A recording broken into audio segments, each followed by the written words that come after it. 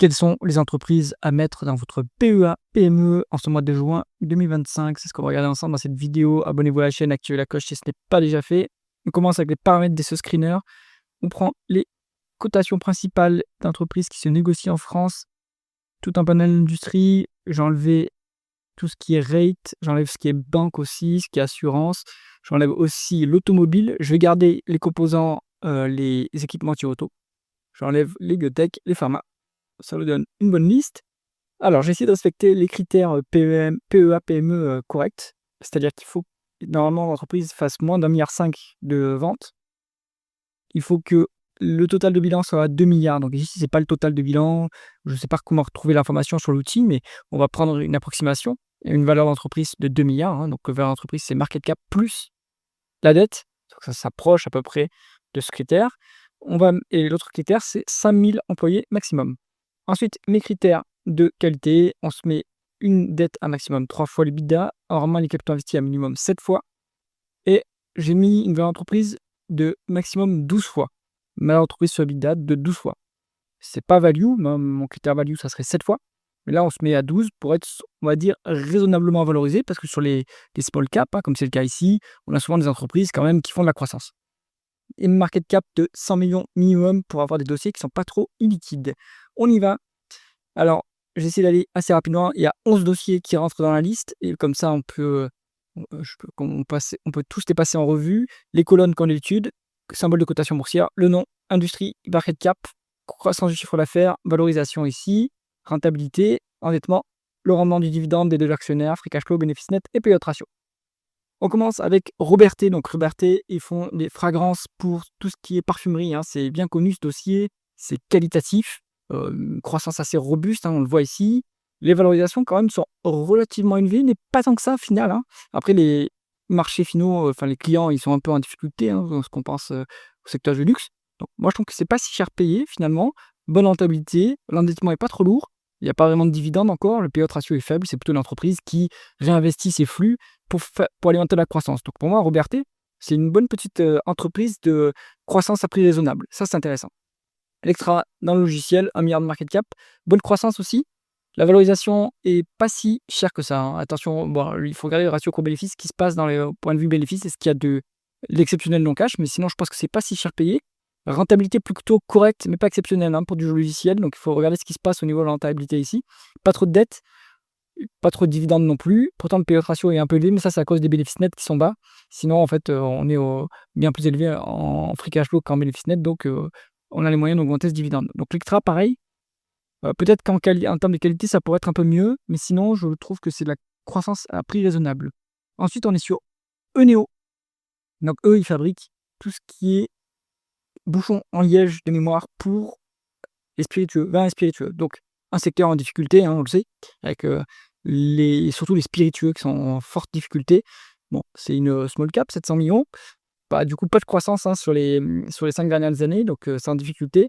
Les valorisations sont du coup un peu faibles, mais c'est normal, vu qu'on ralentit quand même assez fortement. 9% vraiment du capital investi, c'est pas mal. On a un peu d'endettement, mais c'est pas trop lourd. Un dividende qui est intéressant, avec un payout ratio qui est élevé. Donc attention, ce dividende, là, il va pas forcément rester à ce niveau-là. Il y a des rachats d'actions potentiellement. Il faut voir si elles sont annulées. Au Néo, moi, je pense qu'il vaut mieux s'en tenir à l'écart parce que les clients, en fait, sont en difficulté. Donc pour l'instant, on ne bouge pas. C'est comme pour Veralia, les clients sont en difficulté. Pour l'instant, il faut attendre le rebond du secteur. Avant de continuer, si jamais vous cherchez des supports d'investissement performants et passifs, cliquez sur le lien qui se trouve en haut à droite de la vidéo. Et on continue avec Dylan. Il y a un bon petit dossier plutôt défensif, c'est de l'emballage, surtout alimentaire. Donc, consommation non discrétionnaire, micro cap, une small cap quand même, 600 millions, mais presque une mid cap. La croissance est toujours là, donc c'est bien, on fait une croissance quand même assez soutenue. Ils font des croissances externes maintenant, et ils cherchent à s'étendre à l'international en Europe. Les valorisations, elles sont pas très chères. 5,2 en VO sur EBITDA, c'est pas cher, et 10 en ratio coût-bénéfice, c'est correct. Je pense que l'entreprise a quand même fait de la dépense en capital récemment. Je pense pas que ça soit structurel. Les free cash flow devraient revenir au niveau des bénéfices nets. Donc, je trouve que c'est pas si chèrement valorisé. Rentabilité correcte, avec 7,7. Un rendement des capitaux investis. Il n'y a pas de dette quasiment. Un rendement du dividende qui est intéressant et qui est soutenable à ce niveau-là. Attention que les free cash flow sont plus bas que les bénéfices nets, mais bon, si ça revient au niveau des bénéfices nets, ça sera pas mal. Donc Guilin, moi j'aime bien, hein. Viridien, on a, analysé, on a fait un focus récemment sur cette boîte qui est l'ancien CGG, qui est passé par des années de restructuration parce que en fait, c'est du parapétrolier. Pendant, on va dire, de 2014 à 2019, les pétroliers étaient en difficulté, donc pas de commande pour l'ancien CGG. Maintenant, ils ont un bilan qui est correct, on va dire 2,4 fois l'EBITDA. C'est un peu ils sont sortis d'affaires. La croissance, à mon avis, va revenir, la dépense en capital va revenir et en tout cas, les multiples sont vraiment au ras des pâquerettes. 2,7 en VE sur EBITDA, 1,1 en ratio court free cash flow. Donc là, dessus, c'est vraiment pas cher payé.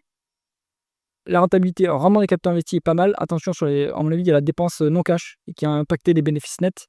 C'est pour ça qu'ils sont aussi faibles que ça, mais si on n'en tient pas compte, je pense qu'on est quand même, pas si chèrement valorisé pour une boîte qui est quand même correctement rentable. Pas de dividendes de versés, ni de rachat d'actions. Bon, Viridien, moi je pense que c'est intéressant à aller analyser plus en détail ce dossier. Je vous renvoie vers la vidéo. Line Data Services dans le logiciel, une small cap, pas beaucoup de croissance à signaler. On est à 10, 11 en VE sur EBITDA, donc on est raisonnablement valorisé. En termes de free cash flow, on est raisonnablement valorisé. Bonne rentabilité, hein, 12,5, c'est pas mal. L'EBITDA est à la dette nette à 1,1 fois EBITDA, c'est pas très lourd comme endettement. Un petit dividende sympathique, free cash flow plus élevé que les bénéfices nets, donc c'est soutenable. Line Data Services, alors je connais pas bien leur vertical métier, mais je pense que c'est intéressant à regarder à ce niveau-là. Faudra quand même regarder pourquoi est-ce que la croissance est aussi faible et est-ce qu'elle, elle a tendance, elle va réaugmenter par la suite cette croissance. Delta Plus, le spécialiste de l'équipement de protection individuelle, donc très dépendant aussi de la dépense, d'infrastructures et de construction. En difficulté, hein, depuis, quelques années, depuis quelques trimestres en tout cas. C'est une small cap, ça se rapproche même du micro cap. 8,7% de croissance du chiffre d'affaires en rythme annualisé sur 5 ans, c'est quand même bien, mais en fait, c'est surtout sur le début de la période de 5 ans. Ces dernières années, ça ralentit beaucoup. On est sur des multiples qui sont corrects. 8,5 en VE sur EBITDA, 12 en PE, 13 en price to cash flow. On est raisonnablement valorisé. 8 en rendement des capitaux investis, 8%, c'est correct, hein. Un peu de dette, attention, alors qu'on est en bas de cycle, ça c'est un peu dangereux. À 2,4 fois les l'EBITDA en dette nette. 2,2% en rendement du dividende, 2,6 en rendement de l'actionnaire. Un peu de rachat d'actions potentiellement. Le payout ratio est soutenable avec des free cash flow équivalents au bénéfice net. Delta Plus, moi je pense que pour l'instant, il faut rester à l'écart tant que la dépense d'infrastructure et de construction ne repart pas en Europe. Pull Up Entertainment, donc eux, ce sont des spécialistes des jeux vidéo, notamment avec Warhammer 40 000. Ils ont 200 millions de market cap, donc c'est une micro cap. 8,3% de croissance du chiffre d'affaires en rythme annualisé sur 5 ans, c'est bien ça. 2,4 en VO sur EBITDA, c'est pas très cher. 11 fois le ratio coût-bénéfice. Attention que les free cash flow sont négatifs. Pour un éditeur de jeux vidéo, c'est suspect quand même. Est-ce qu'ils ont un problème de BFR? Ça, il faut aller creuser. Est-ce qu'ils arrivent à se faire payer par leurs distributeurs avant qu'eux ne doivent payer leurs fournisseurs? Il faut voir. On est à 8,6% de rendement des capitaux investis, c'est plutôt correct. 0,7 fois les l'EBITDA en dette nette, donc pas trop de problème. Attention qu'il y a une forte dilution apparemment, donc il faut voir si ce sont des actions qui sont nouvellement créées. Et ça vous impacte votre rendement d'actionnaire, hein, dans ce cas-là, donc c'est pas bon. Free cash flow négatif, donc on a payé tout ça à crédit, là, de ces rachats d'actions. Enfin non, on a rien payé, il n'y a pas de dividende. Bon, free cash flow négatif.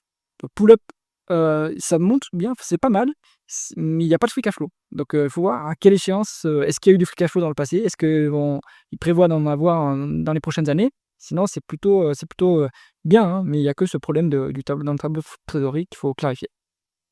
SNTPC, donc ça, c'est une boîte que j'ai eue en portefeuille. C'est une quasi-obligation, c'est la société, une filiale de Vinci de mémoire, qui gère un des tunnels sous Marseille. Donc en fait, c'est juste une obligation, quoi, indexée sur l'inflation d'ailleurs, parce qu'ils peuvent monter leur prix. Alors, maintenant, il y a un litige entre le majoritaire qui veut sortir l'entreprise de la cote et les minoritaires qui refusent l'offre des experts. Donc je ne sais pas trop où en est cette histoire.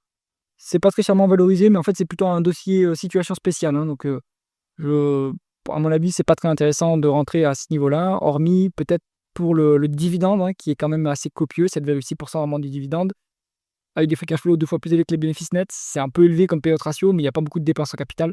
Voilà. Pour le dividende, peut-être que c'est intéressant quand même. Freelance.com, alors, c'est une micro-cap. Je pense que ces chiffres-là, d'après ce que j'ai vu sur X, ces chiffres-là ne représentent pas vraiment la réalité. Ils calculent un peu spécialement les bidas, donc moi, je vous invite plutôt à creuser en détail, voire même à éviter ce dossier, parce que je pense qu'il est un peu compliqué en réalité. ADL Partner, donc Tcuple, c'est, on va dire, du data marketing, un cabinet de conseil. Moi, j'aime bien ce genre de secteur qui est pas capital intensif normalement. Du coup, on a une rentabilité correcte. On a, donc c'est une small cap. On a William Higgins qui l'a en portefeuille également, donc ça, c'est intéressant. Croissance de 9,5 en rythme annualisé sur 5 ans, c'est bien. Les multiples de valorisation sont pas si élevés que ça, 8,5 en VE sur EBITDA, moins de 10 en ratio prix sur free cash flow. Bon, honnêtement, je pense que c'est intéressant comme dossier. On a un bas de cycle, hein, sur tout ce qui est ESN, mais aussi boîte de conseil, aussi publicité, communication, tout ce qui dépend en fait de la dépense. En fait, c'est les professional services, donc ça dépend de la dépense des clients qui sont des entreprises. Ils ont été un peu frileux sur l'année passée, sur les 12-18 mois. Je pense que ça va quand même repartir. Donc, c'est un bon petit dossier pour profiter de ce rebond, à mon avis. 0,8 fois l'EBITDA en dette nette, c'est pas trop cher, c'est pas trop endetté. 2, le gap sans rendement du dividende. Il y a des rachats d'actions potentiellement annulés, ces actions, il faut regarder. Et on est largement soutenable sur cette rémunération d'actionnaire avec 41% de payout ratio et des free cash flow plus élevés que les bénéfices nets. Donc, pas mal, hein, pas mal. Donc, il y en a pour tous les profils hein, sur ce screener. Si vous voulez un peu de la croissance qualitative, Robertet, ça le fait, c'est pas mal. Si vous voulez ouais, vous pouvez aller aussi sur l'Extra, c'est pas mal aussi, je pense. Si vous voulez plutôt de la value cyclique, mais du coup, c'est pas cher du tout, le groupe Guillain, ça se regarde, Viridien aussi, ça se regarde. Pull-up, il faut quand même aller regarder les tableaux de trésorerie, il y a quand même quelque chose à clarifier. Et ADL Partner, d'un point de vue plutôt value, prix raisonnable, croissance à prix raisonnable, je pense que ça se regarde aussi. J'espère que cette mise à jour du screener PEA-PME vous a intéressé. Si c'est le cas, mettez un pouce vers le haut et pensez à vous abonner à la chaîne. À bientôt.